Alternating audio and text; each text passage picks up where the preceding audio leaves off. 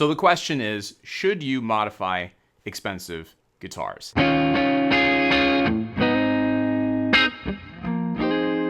have thoughts on this, as I'm sure you all do as well, and I would love to know what your thoughts are on the answer to that question. Let me know below. I used to be in the camp of, hey, they designed it that way, and you paid a pretty penny for it, therefore, you should get a guitar that doesn't need to be modified. While I think that is kind of a lazy answer on my part, that was my answer for a long time, until this guitar came along. And this led me to my new rule for modifying expensive guitars. And define expensive however you want to define it, because that's all relative to the person. You know, expensive to Joe Bonamassa is going to be different than expensive to me or you. But for me, a Silver Sky is an expensive guitar. And there are a couple things going on with this one. Initially, I didn't want to change anything.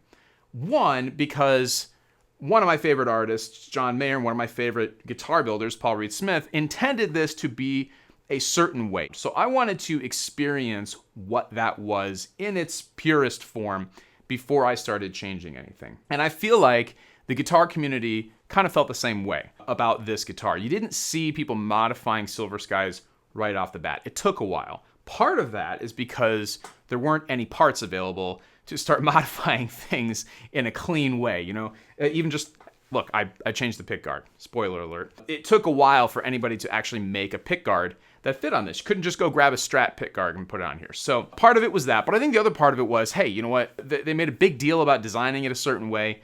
Let's just see what the guitar is all about in that form. And that ultimately is my rule. Sit with a guitar for a while. Play it for a while before you start to modify it. Play it in different scenarios. Play it live, because you're going to find things that you might not like in the heat of a moment, in the heat of battle. And if you don't play live, that's okay. That heat of the moment doesn't have to be in front of thousands of people on a stage. It could be playing for a video. It could be playing to a backing track on YouTube. It could be playing with your friends or jamming with your band. It doesn't matter, but using it practically is going to teach you a lot about what you like or don't like about a guitar. Rhett Shull did this in one of his recent videos. He changed all the wiring and the pickups on his Gibson R9 Les Paul, which a lot of people felt was blasphemous. He preferred different things after playing the guitar for a long time and after really liking the guitar.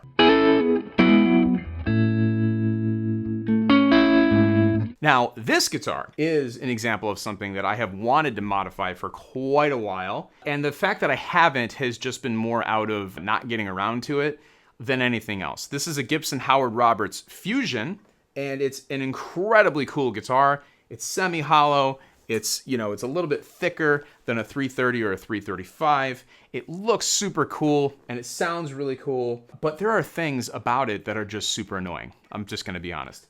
This bridge, which is like one of the defining features of this guitar, is possibly one of the worst designs I've ever experienced in my life. It does nothing for tuning stability. Changing strings on this is insanely difficult. Changing all 6 strings is very difficult. Changing one string, particularly one of these inside strings, like during a gig or on a break in a dark bar on a dark stage, impossible. Ask me how I know. And ask me why I don't take this on gigs anymore, and that's why. So I could replace the bridge. I wish it had like a Les Paul style bridge. You gotta drill some serious holes in this to do that. Maybe you could put a Bigsby on it, like one of my good friends has a Howard Roberts with a Bigsby on it. I'd be lying if I said that I hesitate a little bit to start hacking this thing up and changing stuff on it.